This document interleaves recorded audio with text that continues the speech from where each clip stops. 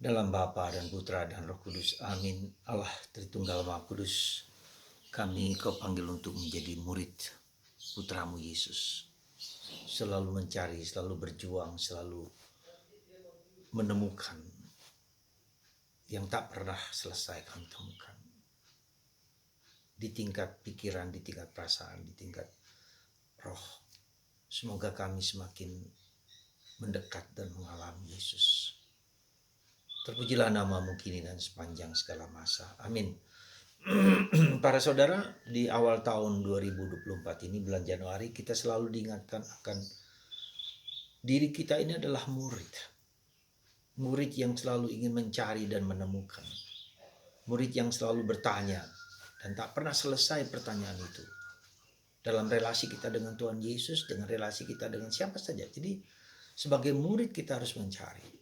Semangat mencari ini yang saya kira perlu kita tanamkan dalam diri kita. Ya, tak pernah selesai pengetahuan kita, pemahaman kita, dan entah itu secara intelektual, entah itu secara rohani, secara apapun.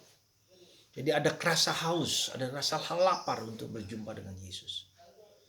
Itu yang pertama yang kita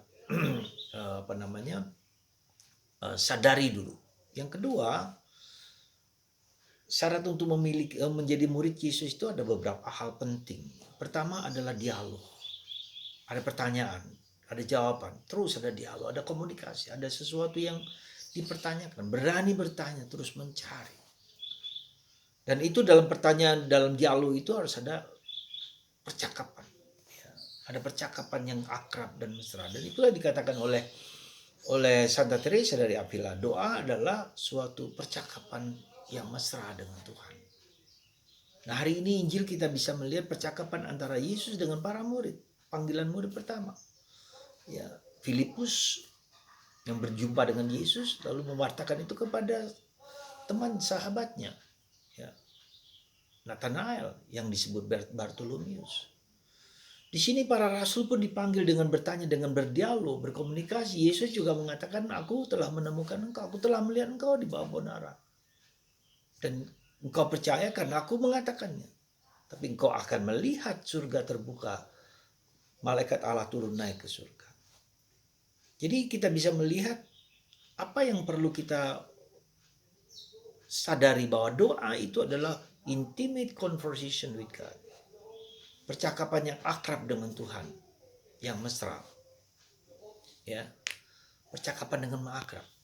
Dan ketika percakapan itu terjadi, maka apa yang terjadi? Ada revelasi. Tuhan mewahyukan kehendak dan hidupnya. Seperti yang dialami oleh Santa Teresa dari kanak-kanak Yesus juga. Dia membayangkan bahwa dirinya bercakap-cakap dengan Yesus seperti dia bercakap-cakap dengan wanita Samaria yang dianggap sebagai pezina itu. Dan dia terjadi suatu dialog terus-menerus. Ya. Sehingga akhirnya Santa Teresa menulis buku yang luar biasa, Interior Castle. Ya. Kita bisa melihat hidup batin, ya, perfection, dan pengalaman akan Allah itulah yang membuat dia menjadi pujangga gereja. Maka, dan saya secara pribadi juga merindukan bagaimana pewahyuan Tuhan mewahyukan kepada kita karena kita begitu dekat dengan dia. Teresa Avila, ada patung yang dibuat oleh Bernini di Vatikan. Santa Teresa dari Avila tertusuk pedang karena begitu cintanya, seperti Maria tertusuk pedang karena anak ini. Kecintaan kepada Yesus inilah yang membuat dia kemudian dilambangkan sebagai tertusuk pedang.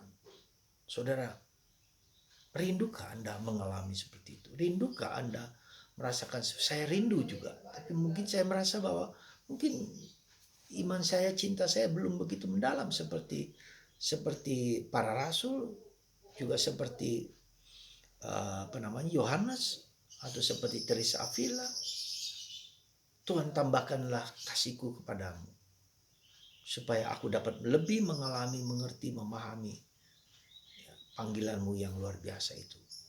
Tuhan, bantu aku untuk mencintaimu dan mengasihimu dengan segenap hati, dengan segenap jiwa, dengan segala kekuatan, seperti yang kau katakan sendiri kepada kami semua.